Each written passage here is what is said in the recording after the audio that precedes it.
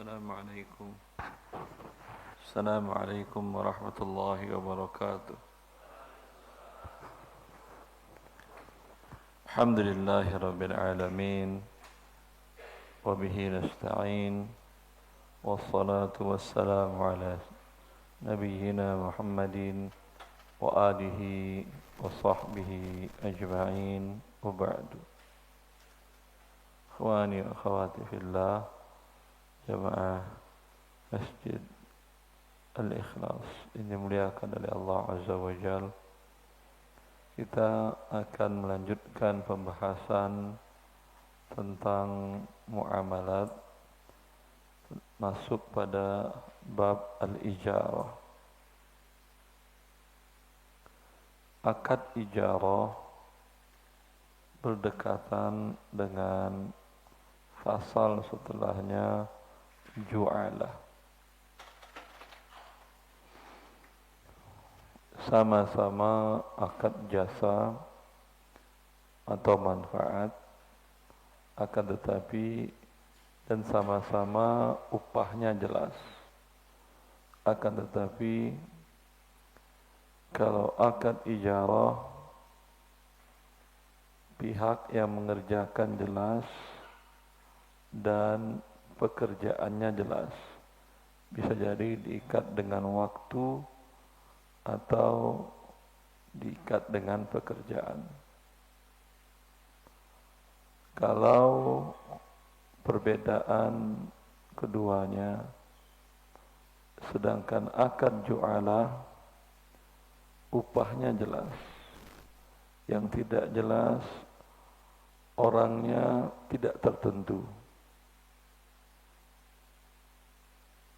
Dengan dia mengatakan siapa yang berhasil melakukan ini, siapa yang menemukan tas saya dengan isinya tanpa berkurang, saya berikan upah untuk dia sekian rupiah. Siapa yang menemukan kendaraan saya, ini dia tidak berakad dengan orang tertentu. Kalau akad ijarah jelas. Anda mengatakan fulan cari kendaraan saya per jam untukmu sekian. Kemudian akad ijarah bila pekerjaan walaupun belum sempurna, dia berhak mendapatkan upah imbalan sesuai dengan yang sudah dikerjakan. Beda halnya dengan ju'alah, dia tidak akan mendapatkan imbalan bila pekerjaannya tidak mencapai tujuan. Contoh realnya, kalau seseorang mengatakan saya butuh sumur bor artesis, silahkan engkau gali. Kalau ketemu air, airnya bagus, jernih dan banyak debitnya, saya beri upah 2 juta rupiah.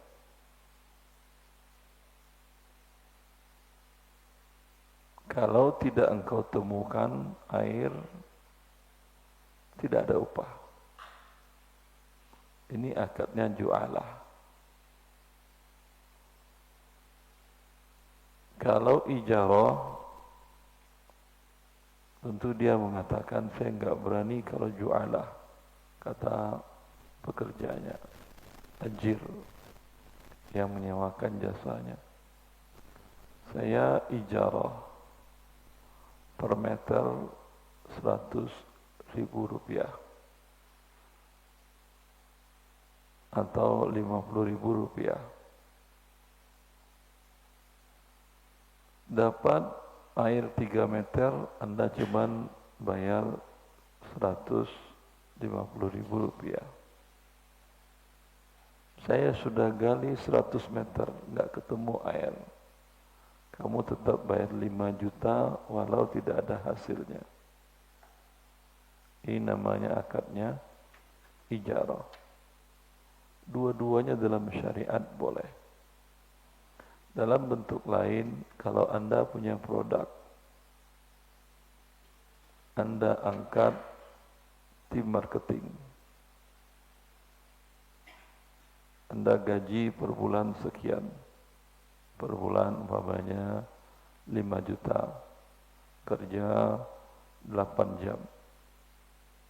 Laku tidak laku, mereka dapat upah 5 juta per bulan. Itu akadnya ijarah. Kalau ju'alah, Anda mengatakan, ini produk baru, saya tidak mau tambah biaya lagi untuk marketing. Terserah kalian, silahkan jualkan. Laku ya dari saya harga umpamanya 100.000 per item. Terjual oleh kalian 150.000 per item, 50.000 per item, dan terserah kalian. Tidak terjual, barang kembalikan dan kalian tidak dapat apa-apa. Ini apa nama akad yang kedua ini? Ju'alah.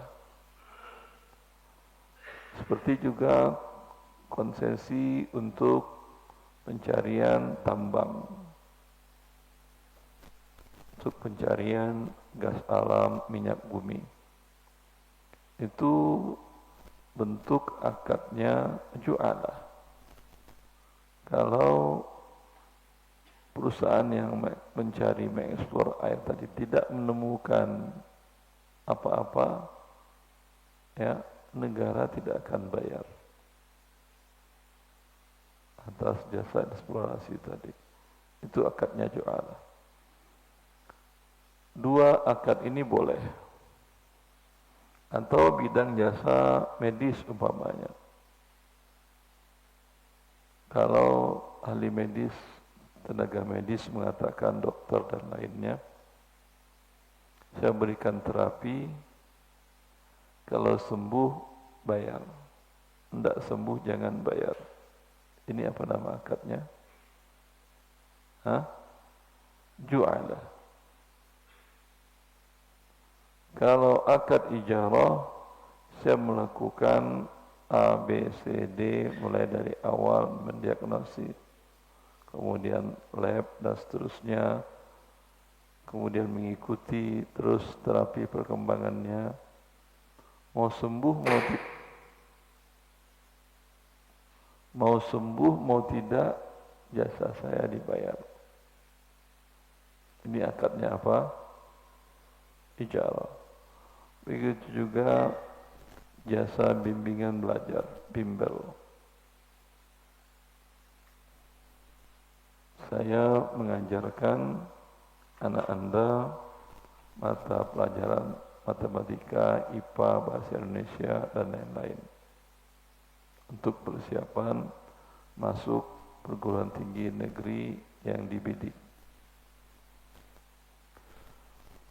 Saya melakukan A, B, C, D. Semua persiapan target masuk sudah sesuai dengan kurikulum kami dan pembelajaran kami. Bayar per bulan umpamanya 1 juta rupiah atau 2 juta rupiah. Anakmu mau lulus mau tidak urusan kami. Ini apa akadnya? Ijarah. Kalau akad ju'alah, dia mengatakan bayar 5 juta. Kalau tidak lulus, anakmu tidak perlu bayar. Ini apa akadnya? Ya, dua-duanya boleh. Dua-duanya boleh. Akad ijarah, banyak hadis Nabi SAW yang menunjukkan akad ijarah. Nabi SAW istajara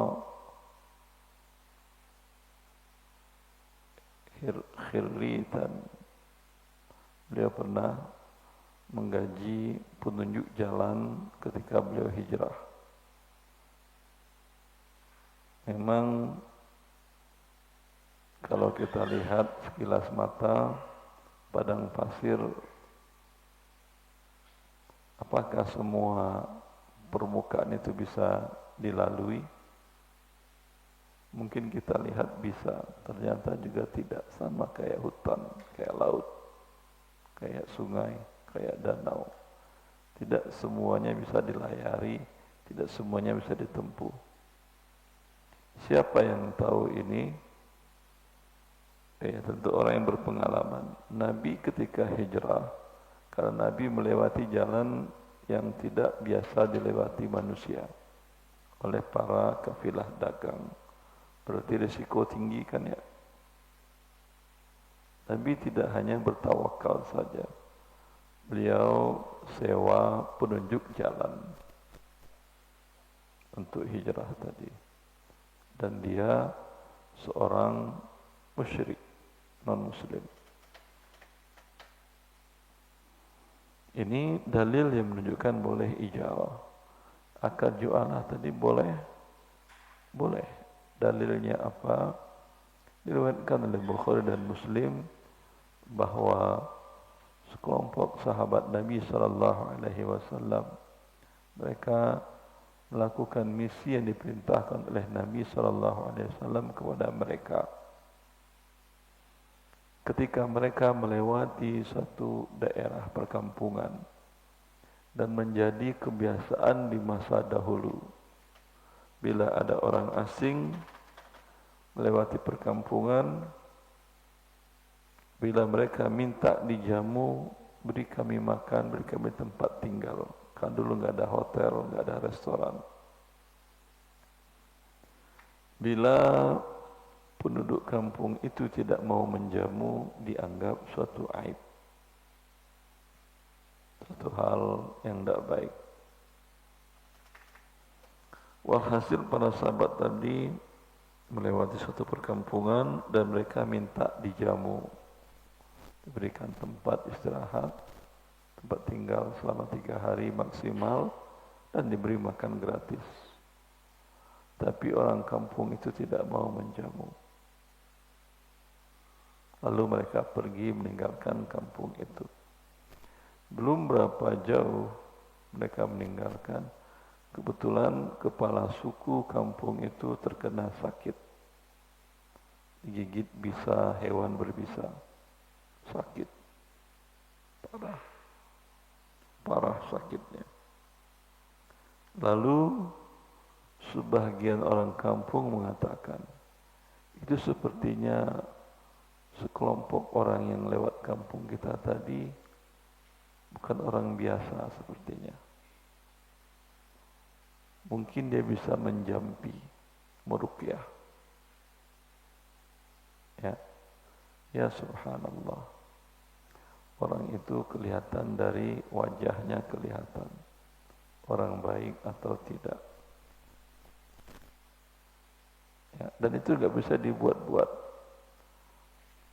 Ya, walau Anda cuci muka, face wash, apalagi namanya, glowingkan muka segala macam, tapi amalannya tidak baik, itu tidak kelihatan aura wajahnya.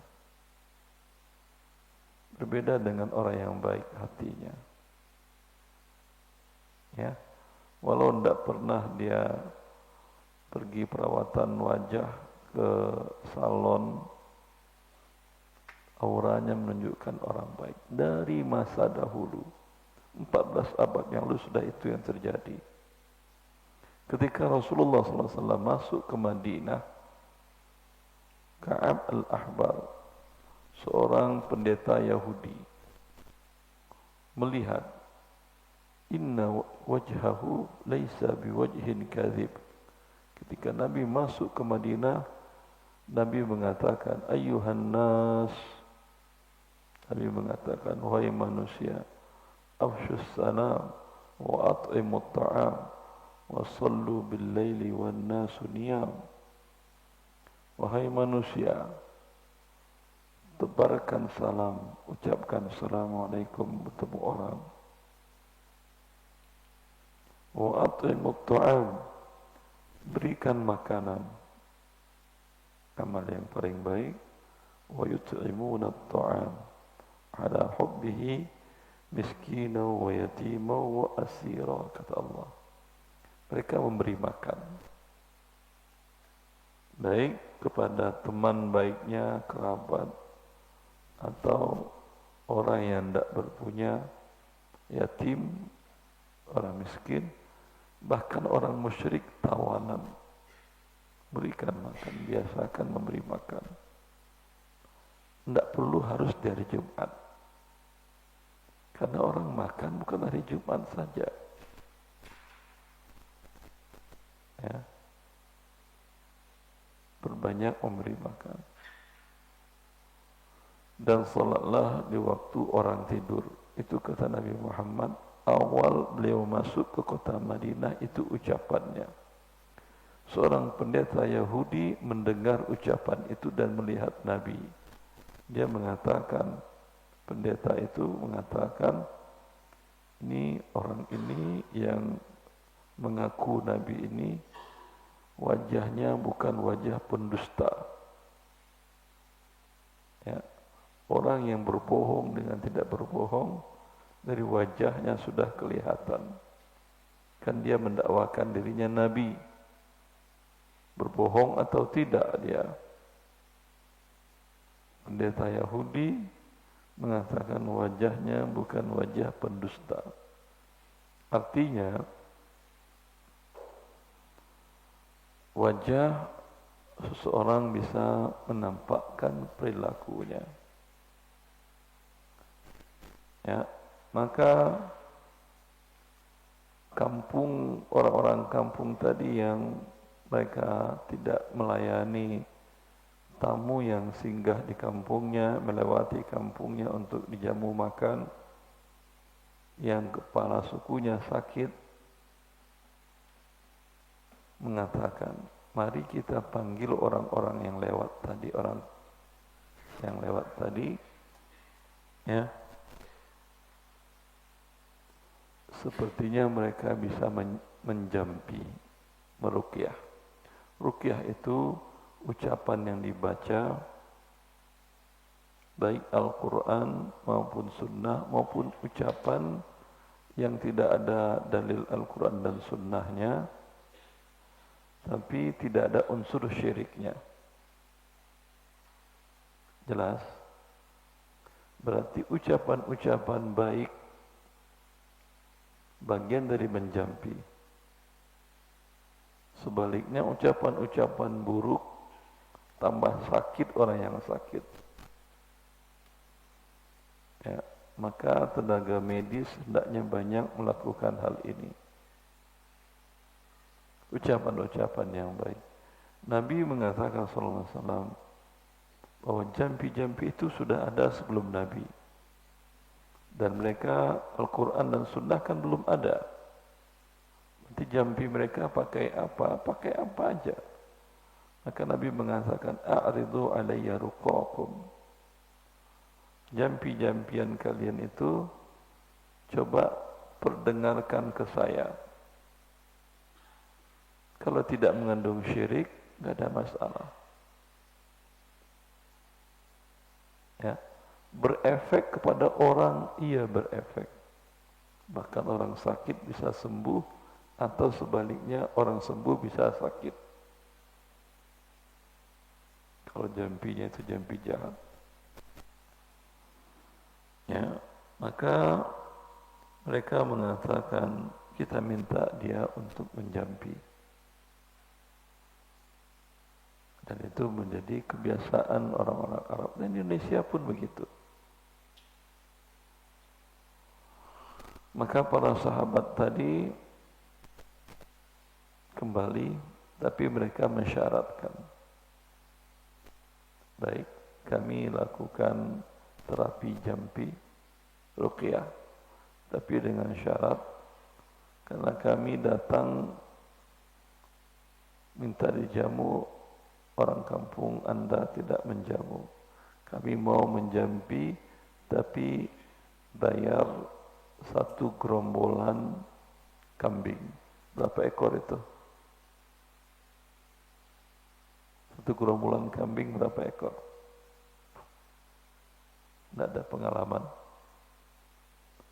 Nah, kambing dengan satu orang yang membawa, itu berapa ekor bisa dibawa satu gerombolan? Di atas itu biasanya pencar-pencar lagi dia. Ada angka tertentu.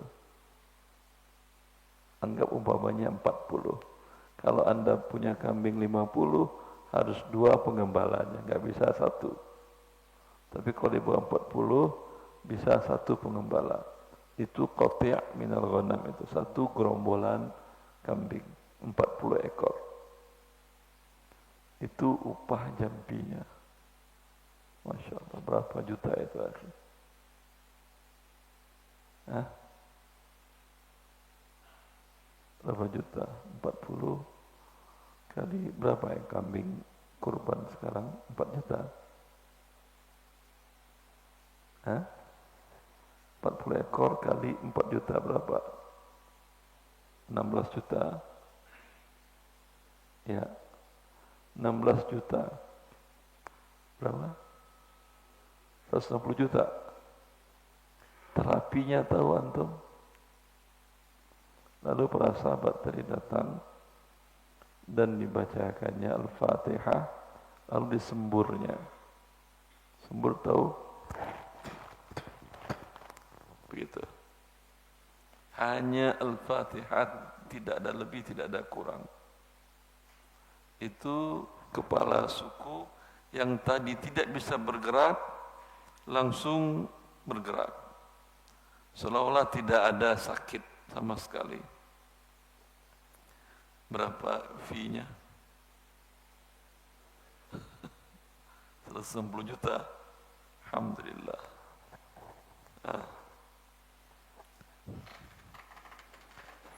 Ini para sahabat bawa 40 ekor kambing. Makan barale mereka, makan kenyang mereka.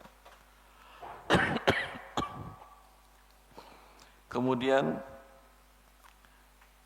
sebagian mereka bertanya-tanya, bolehkah ini? Ini kan kamu baca Fatihah.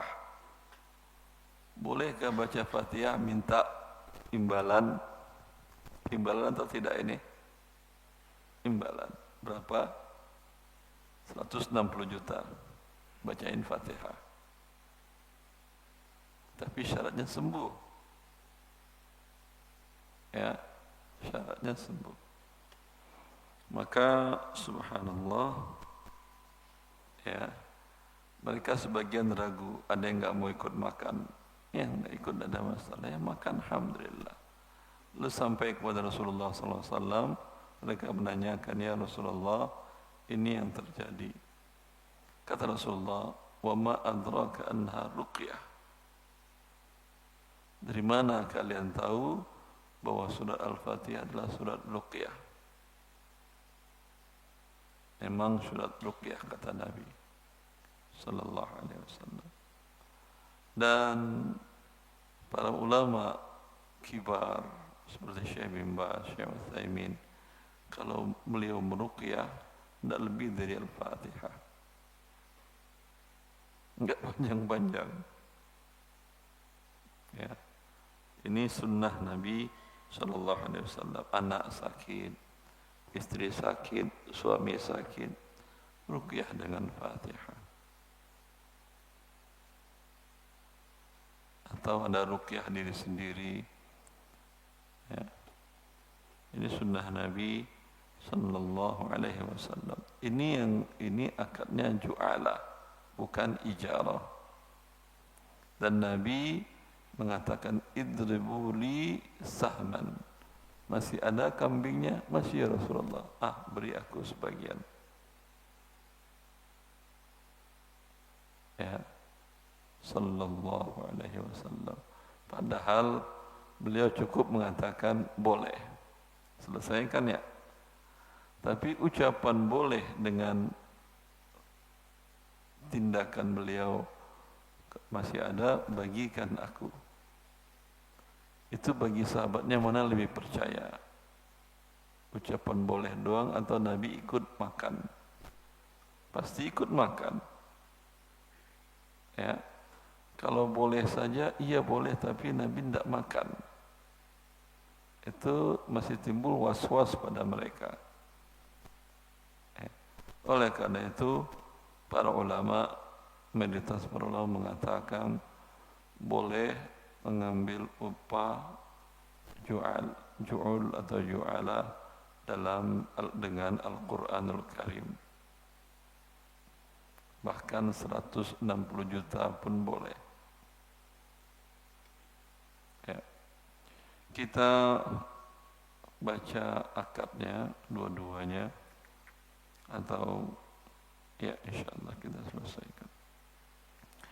Qala al-muallif faslun wa kullu ma amkana al-intifa'u bihi ma'a baqa'i 'ainihi sahhat ijaratuhu idza quddirat manfa'atuhu bi ahadi amrayni bi muddatin aw 'amalin wa itlaquha yaqtadi ta'jil al-ujrati illa an yashta'a at-ta'jil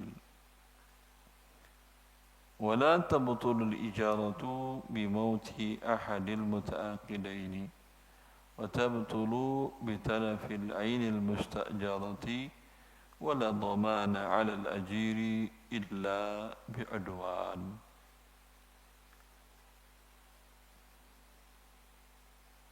Ijarah segala sesuatu yang mungkin diambil manfaat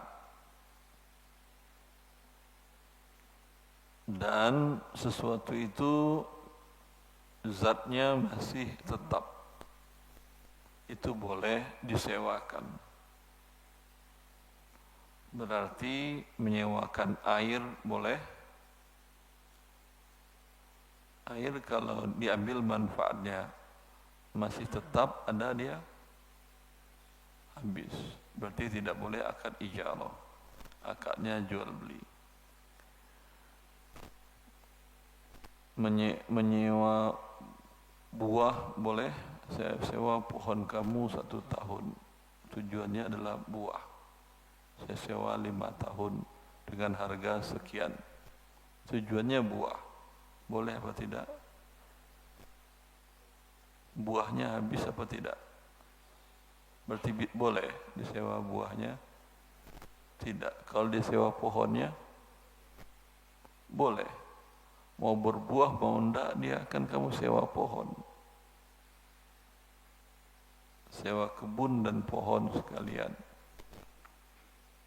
ya, seperti itu.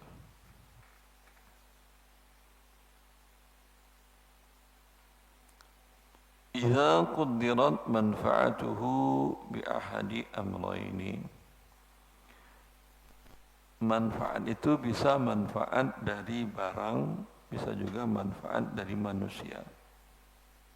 Manfaat dari barang, rumah untuk ditempati, kendaraan untuk mengantarkan ke tempat yang lain.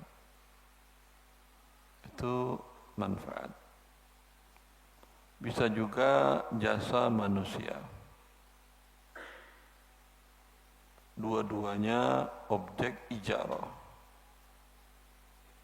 Jasa manusia, pendidikan, jasa pembuatan rumah, dan seterusnya. Jasa medis dan seterusnya. Ya. Jasanya diambil, orangnya masih ada, tidak hilang orangnya. Dia memberikan pendidikan, guru, hilang gurunya? Tidak. Tapi manfaatnya ada. Itu namanya akad ijarah.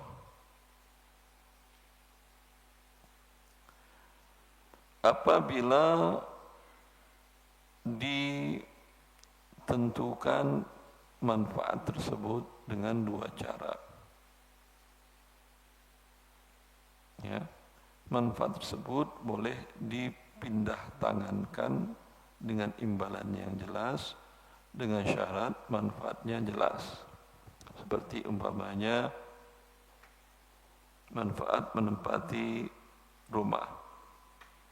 Saya ambil manfaat rumah kamu selama 1 tahun dengan imbalan 20 juta rupiah. Atau dia mengatakan, saya berikan kepemilikan manfaat rumah saya kepadamu selama 1 tahun imbalan 20 juta rupiah. Ini menjadi milik orang tersebut. Karena milik dia, bolehkah dipindah tangankannya? Boleh? Boleh atau tidak? Barang milik Anda, boleh Anda pindah tangankan? Boleh? Alhamdulillah. Ini manfaat milik Anda, boleh Anda pindah tangankan? Paham memindah tangankannya itu? Anda sewa 1 tahun rumah. Lalu qadarullah Anda pindah kota. Baru 1 bulan Anda pindah tugas kota lain. Tinggal 11 bulan kan ya. Anda katakan kepada adik Anda, tempatin, bayar ke abang uang IPL-nya aja. Namanya per bulan 300.000, bayar 300.000 saja. Boleh ini? Boleh? Boleh selagi kontrak dengan pemilik rumah tidak ada klausa yang menyatakan tidak boleh dipindah tangankan. Jelas? Kalau Anda umpamanya sewa ruko, sewa rumah, sewa lain-lain, itu kalau ada kontrak tertulis, ada di pasalnya, salah satu pasalnya, bahwa objek yang disewakan tidak boleh dipindah tangankan ke pihak lain dengan imbalan atau tanpa imbalan. Bila ada klausa ini, Anda baca, boleh Anda setujui? Boleh atau tidak Anda setujui? Boleh, tidak ada masalah. Anda setuju, tidak ada masalah. Cuman apa konsekuensinya bila kasus tadi terjadi? Baru 1 bulan Anda pindah kota tadi. Anda mau sewakan ke adik, tidak bisa. Mau suruh pakai ustaz di tempat untuk ditempatinya dan dijadikan rumah Quran pun tidak bisa. Karena ada pasal tadi, walaupun gratis. Lalu kembali ke pemilik atau bukan? Tidak. Efeknya selama 11 bulan ke depan pemilik haram menyewakan, menempati, meletak barang dia di situ. Ini masih hak orang yang menyewa 1 tahun tadi. Paling dia boleh masuk sekali sepekan, sekali 3 hari untuk membersihkan. Hanya itu. Terserah. Kalau dia mau rumah seperti itu, silahkan. Ya. Kalau dia kontrakkan ke orang lain, perbuatannya haram. Berarti dia mengontrakkan yang bukan milik dia. Ini kan sudah milik orang itu, pengontrak pertama tadi. Yang tinggal 11 bulan lagi. Maka seharusnya apa yang harus dilakukan oleh yang memiliki rumah daripada rumahnya rusak? Dia mengatakan kepada orang tadi, orang yang menyewa, ya udah, saya sewa kembali aja dari kamu. Karena dia mamanya yang mau menyewa mengatakan, ya udah, saya tidak boleh menyewakan yang lain, kembalikan dong sisa uang saya. Kontrakannya 24 juta setahun, baru pakai 1 bulan, berarti 2 juta kan ya, kembalikan 22 juta lagi. Kalau dia mau, selesai, berarti akad batal. Kalau dia tidak mau, saya nggak punya uang. Kamu nggak punya uang, tapi saya nggak boleh mengalihkan. Ya kan kamu setuju dari awal. Apa solusinya yang lain? Si pemilik menyewa kembali dari dia. Ya udah, kalau gitu ya saya sewa. Tapi namanya saya sewa dari kamu yang tidak bisa juga 22. Saya paling berani sewa 19 lah, agar saya sewakan ke orang lain untung lagi. Kalau si penyewa tidak mau, tetap itu sebulan ke depan rumah kosong. Tapi kalau dia mau, ya udah, daripada saya nggak dapat apa-apa, 19 juta kembali lumayan dah. Jelas? Begitu.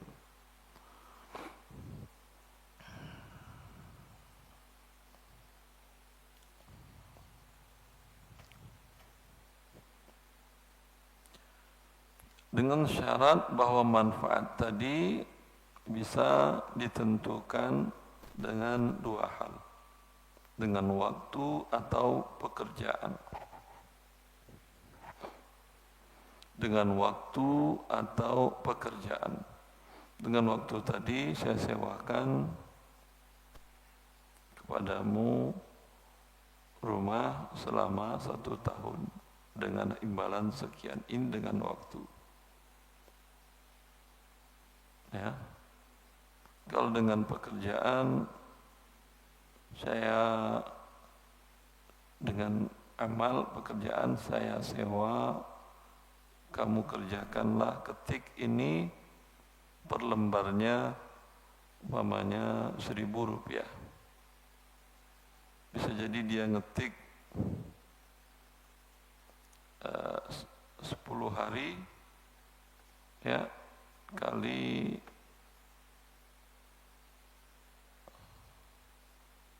300 halaman, 1.000 kali 300 ribu, selesai seminggu. Bisa jadi dia ngetiknya sebulan. Jelas? Tetap fee-nya.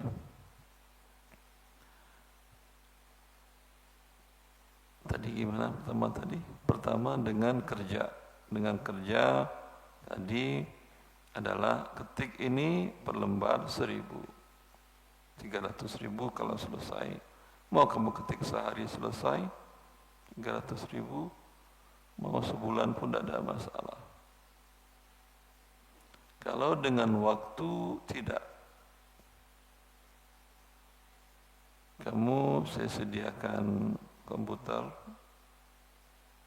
ketik 8 jam per hari, ketik per hari saya gaji upah minimal Bogor per hari berapa?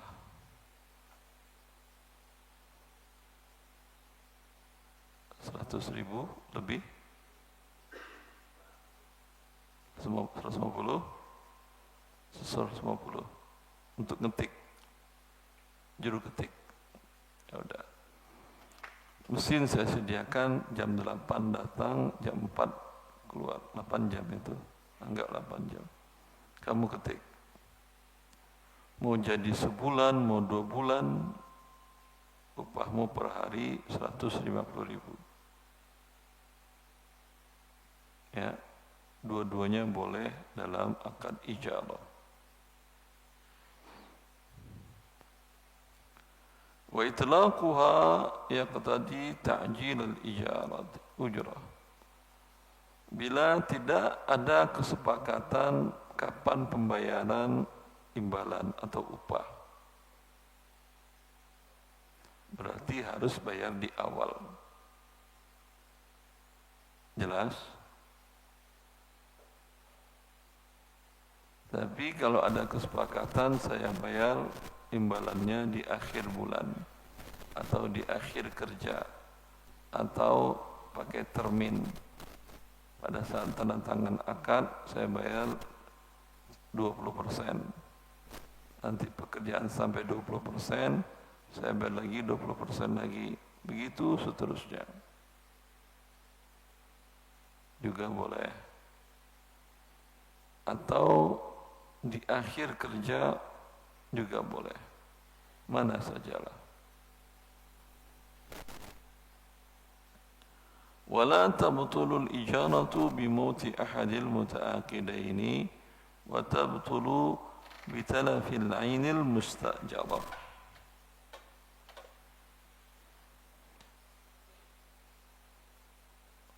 Dan akad ijarah, sewa jasa atau sewa manfaat tidak batal dengan meninggalnya salah seorang yang berakad. Tadi dia sewa rumah 1 tahun 24 juta rupiah.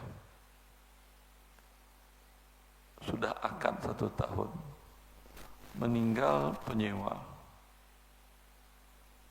Ahli warisnya wajib membayar sampai akhir tahun apa tidak?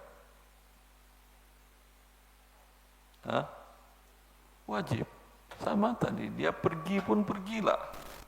Tapi karena sudah berakad 1 tahun, kamu harus wajib bayar. Kalau bayarnya di belakang, dia per bulan dia bayar.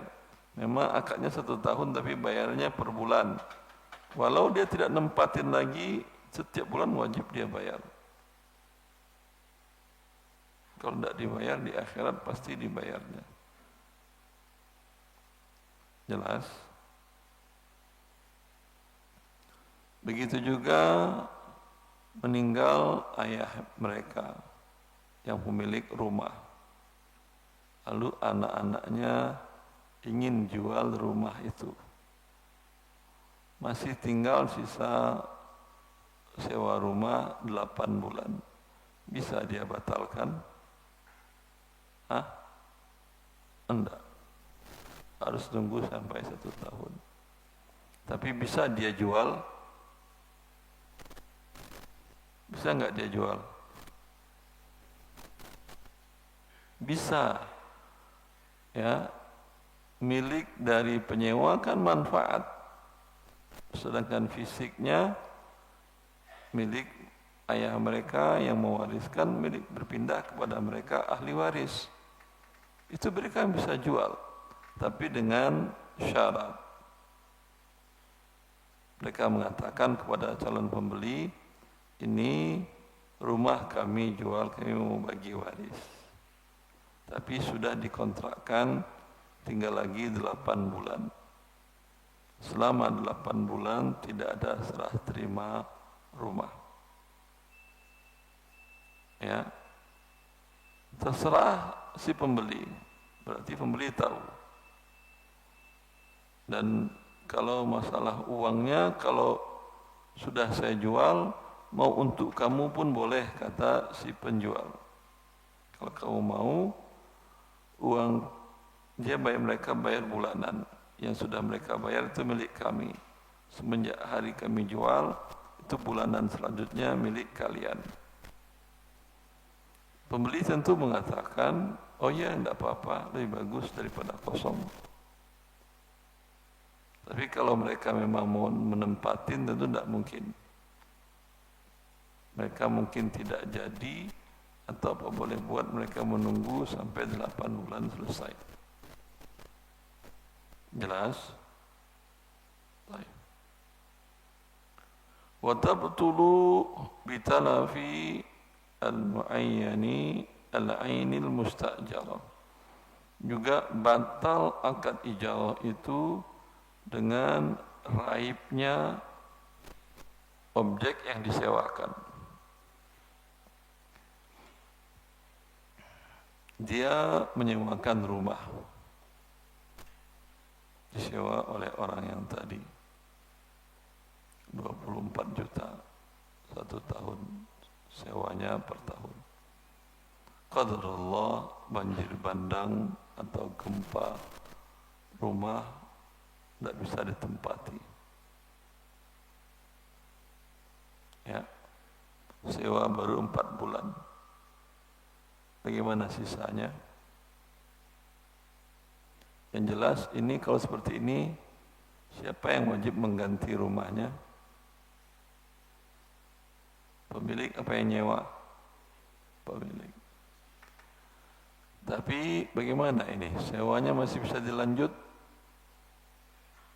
Batal. Batal sewanya. Dengan batalnya sewanya, wajib mengembalikan sisa uang? Ya, wajib. Ya. Kalau dia tidak mau mengembalikan, dia bisa memberikan manfaat yang serupa. Tadi rumah-rumah tinggal di perumahan, di komplek, dengan 2 kamar tidur, luas umpamanya 75 meter persegi. Dia sewakan, mungkin dia punya rumah yang lain di tempat yang mirip dengan itu, atau dia sewa tempat yang lain. Kalau umpamanya penyewa mengatakan, saya tidak mau uang, pun kalau saya minta uang Anda nggak bisa bayar juga. Udahlah carikan tempat lain kalau kamu punya rumah, itu bisa. Ayo. Wala dhamana 'ala al-ajiri illa bi'udwan. Penyewa tidak ada tanggung jawab memikul semua kerugian, kecuali ada unsur melewati batas atau lalai. Anda menyewa kendaraan roda 4. Anda ketika mengendarai, semua aturan pengendaraan Anda lakukan, kecepatan semuanya. Qadarullah ditabrak dari belakang. Itu pihak rental mobil minta ganti apa tidak?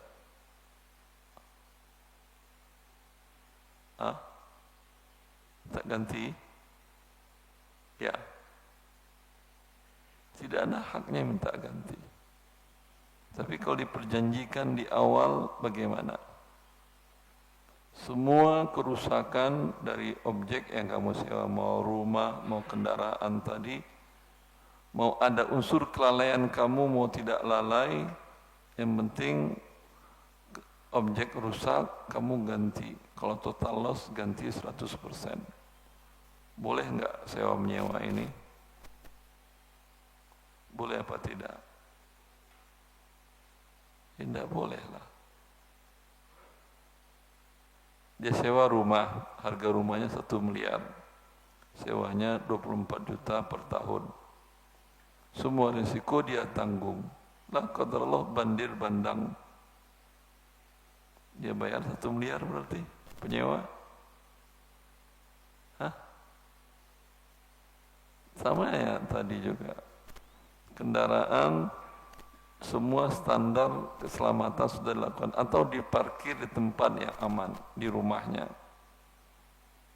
ya, di dalam garasi, dikunci, ditutup, aman, masya Allah. Tapi hilang, wajib mengganti dia penyewa? Tidak. Kalau wajib mengganti jadi gharar dia, jadi tidak jelas. Sewanya 4 juta per bulan, 4 juta per bulan kemurahan. 10 juta per bulan, tapi kalau hilang gantinya 350 juta. Gharar ini tidak boleh. Dia wajib mengganti bila ada sesuatu yang melampaui batas atau lalai. Lalai itu harusnya dia lakukan, dia tidak lakukan. Kalau melampaui batas, harusnya dia tidak lakukan, dia lakukan. Kecepatan boleh minimal 60, maksimal 80. Dia pacu kecepatan 90. Ditabrak dari belakang. Wajib dia ganti. Yang penyewa tadi. Kecepatan 50 ditabrak juga dari belakang. Wajib dia mengganti. Tapi kecepatan antara 60-80 standar. Tabrak dari belakang, dia tidak ada kewajiban mengganti. Bila semua aturan mengendarai roda 4 dia lakukan dengan sesuai aturannya. Jelas? Begitu juga supir Anda, karyawan perusahaan Anda sama. Mereka orang upahan.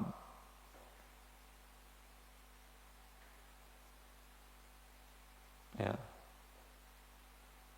Sebagian usaha semua risiko dibebankan ke karyawannya. Ada barang hilang, dipotong gaji mereka.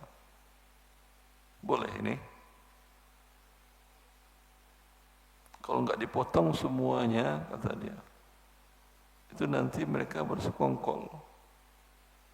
Kalau dipotong semuanya, baru mereka jujur menyatakan karena ada yang tidak melakukan kok dipotong. Boleh perbuatan ini? Tidak boleh. Yang lalai satu orang, dua orang, kenapa 30 karyawan Anda gajinya Anda potong untuk menutupi kerugian? Tidak boleh. Hanya Anda boleh memotong dari orang yang lalai tadi. Kalau kerugian bukan karena kelalaian, namanya tokonya sudah pakai CCTV semua, siap standar semuanya, hilang barang. Siapa yang mengganti? Enggak ada yang lalai, satpamnya semuanya sudah. Bila CCTV pun tidak ada, barang gudang masuk keluar pun sudah dicatat, barang ada, kok hilang? Enggak ada yang boleh dia bebankan. Kalau dia bebankan, dia menzalimi para karyawannya. Terus kemana barang saya, Ustaz? Dia tidak tahu saya. Mungkin jin makan kali.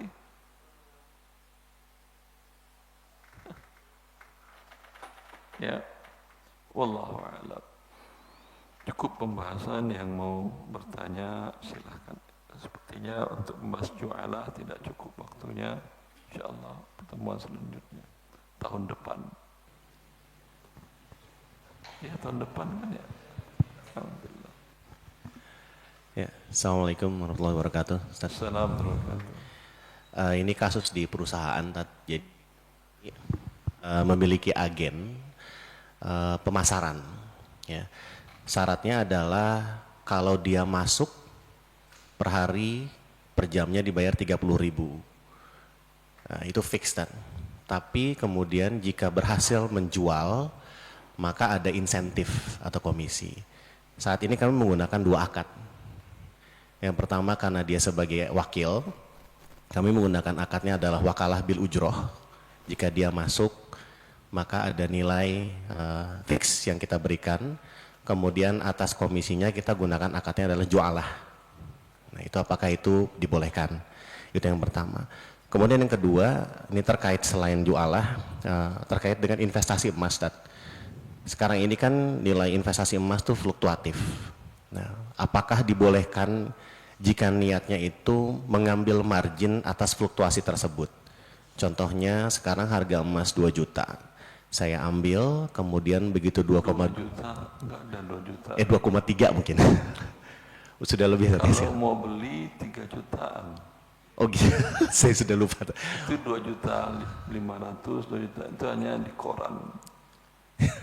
Hanya di Antam. Kalau beli Antam enggak ada emas sekarang. Kalau beli di pasaran 3 juta. Sekarang 3 juta ya tadi.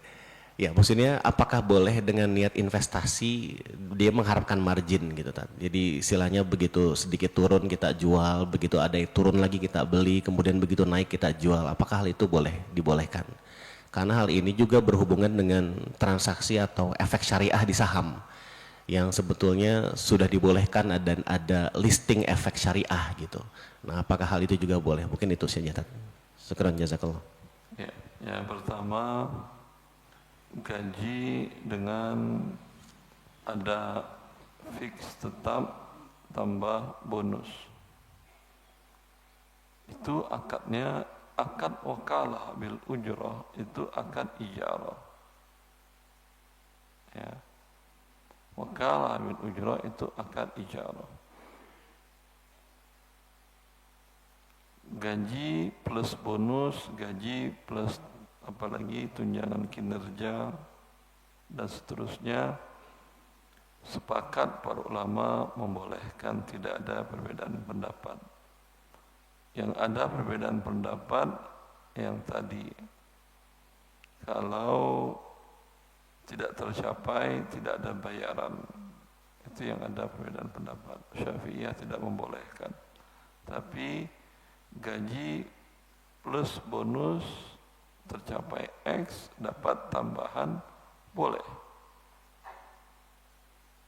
Tujuan dari pemberi kerja untuk merangsang pekerja agar lebih semangat sehingga mendapatkan hasil yang lebih. Apakah gharar? Iya, gharar. Tapi akad gajinya kan jelas. Gaji jelas, yang gharar pertambahannya. Gharar mengikut ke yang jelas, tidak ada masalah. Anda mengatakan gaji kamu sebulan 5 juta. Kamu saya gaji untuk pegang toko ini, jual, beli barang, dan seterusnya. Jaga, manage, atur. Kalau butuh karyawan, silahkan diambil dengan biaya operasional. Gaji kamu 10 juta per bulan. Bagi seorang manajer 10 juta ini mungkin besar, mungkin kecil. Dia mungkin bilang, saya 10 juta capek, saya sekarang gaji saya 12, 13, ini malah kasih 10. Ya udah. Tapi kalau laba setahun ini naik, di akhir tahun naik 100%, di atas 100% ambil semuanya untukmu. Itu jelas apa tidak berapa hak pekerja ini? Hah? Enggak jelas kan ya? Modal 2 miliar, laba biasanya pernah 2 miliar, pernah lebih, pernah kurang. Berarti kalau nanti lebih dari 2 miliarnya 300 juta, selain gaji 1 juta, 10 juta per bulan, dapat 300 juta. Kalau tidak capai 100%, gaji sudah dapat. Memang yang 300 juta dengan tidak dapat, mungkin tidak. Tapi dia mengikut kepada gaji yang jelas, maka ini hukumnya boleh. Paham? Ya. Yang kedua, Anda beli emas tujuannya ketika naik dijual. Boleh. Tidak ada masalah. Tapi setiap tahun Anda kena zakat. Dan tujuannya menyimpan uang. Dengan syarat belinya yadan biyadin, fisik bukan digital. Serah terima tunai. Ini emas, ini uang. Serah terima di majelis. Kecuali Anda pengusaha besar,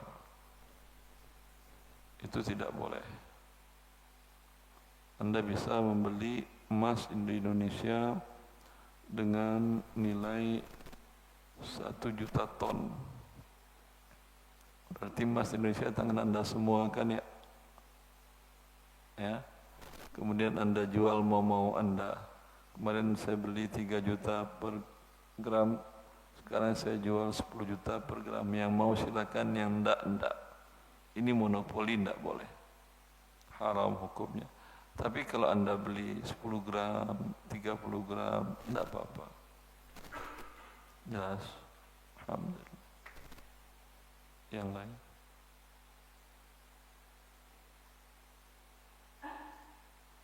Ibu-ibu ada yang mau bertanya di bawah? Bapak-bapak masih ada yang mau bertanya?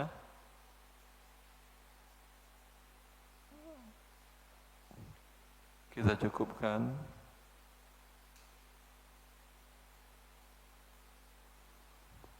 Ada yang bertanya? Tidak ada. Kita cukupkan, diam semua.